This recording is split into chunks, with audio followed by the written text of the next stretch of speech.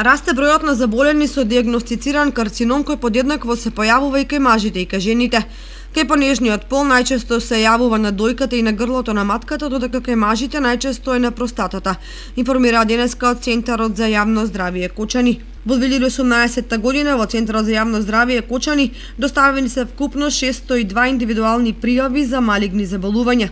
Од нив новооткриени и пријавени се 82. Од вкупно доставените пријави кај жените најчесто е карциномот на дојка, односно 185, од кои 22 се новооткриени во 2018 година. Потоа следат карциномите на генитоуринарниот систем 78, од кои 18 се новооткриени во 2018 година. Кај мажите најчесто е карцином на простата 28, од кои 5 се новооткриени во 2018 година.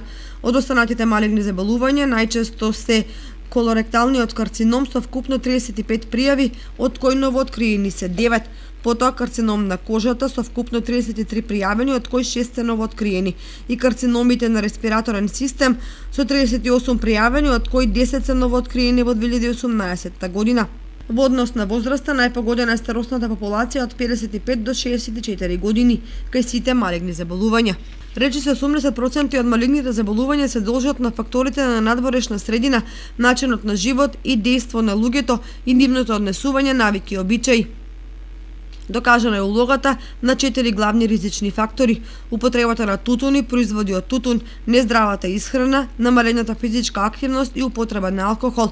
Употребата на тутун е најважниот фактор на ризик за рак, кој предизвикува околу 20% од смртните случаи од рак во светот и околу 70% од смртните случаи од рак на белите дробови во светски рамки.